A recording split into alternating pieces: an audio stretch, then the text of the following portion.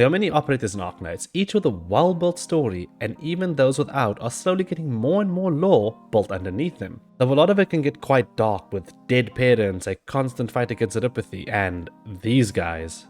Sheesh. But there is a light in this dark universe, and that is a puppy found by Fang and the group who fought and dragged her back to Rhodes Island. I talk about none other than Ceobe. おいらはCeobe。言いにくかったらちゃんでいいよ。これからお世話になるからよろしくね。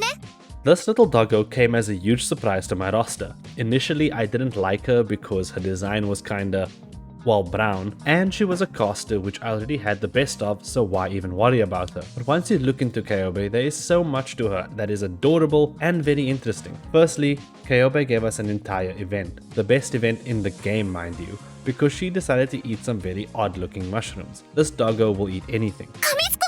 In her profile it states, there were far too many people waiting to make her acquaintance.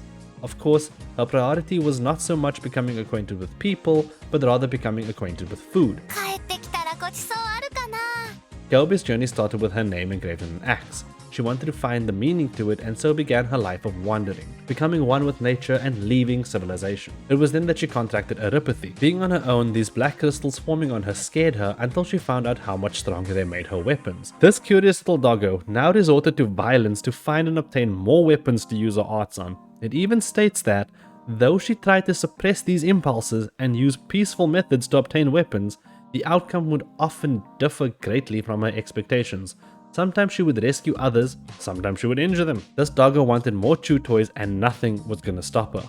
Well, until Rhodes Island did. She now lives tamed at Rhodes Island as they feed her honey biscuits. But this is not where the story ends. In fact, it is here that some of the best parts of her journey begins, and the same applies to this channel, so please subscribe to follow this channel's journey too. 任せろ。 Ceobe, now living at Rhodes Island, is slowly being brought up to understand civilization, and it is adorable. Living her life for tasty food, head pats, and beating up bad guys is the life she chooses to live now. One of the best things in her entire profile is this. By giving her simple, concrete commands such as stand here, attack this, or fight until I arrive, she was able to complete her missions.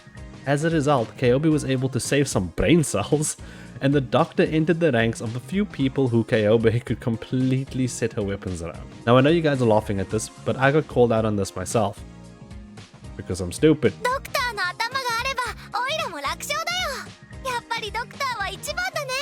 Reading Ceobe's operator records, Double XL Honey Biscuit, I feel I was blessed by the amount of cuteness in it, and you should definitely go read it. It covers Ceobe's life as Vulcan, her most trusted person besides the doctor, takes care of her. We get to see Ceobe taking care of her weapons, trying to steal food from the cafeteria, and how sweet she is as she tries to make the biggest cookie possible. It's amazing and I couldn't cover it in words. Trust me, you need to see it for yourself. Let me know if you want me to put it up on the channel because I know not everybody can easily access it. One thing I do want to mention in the story is Ceobe as she tries to read. We can see her slowly reading, which goes to show her good progress, as before coming to Rhodes Island she could not read. So putting in this little detail is a nice touch and I love it. One other interesting fact is that Ceobe is based off the mythical doggy boy Cerberus, and oddly enough the story tells how the Sibyl throws Cerberus a loaf laced with honey and herbs to induce sleep, which in the end is just a big honey biscuit. So that is where the obsession with the honey biscuits come from. Maybe too much of an obsession.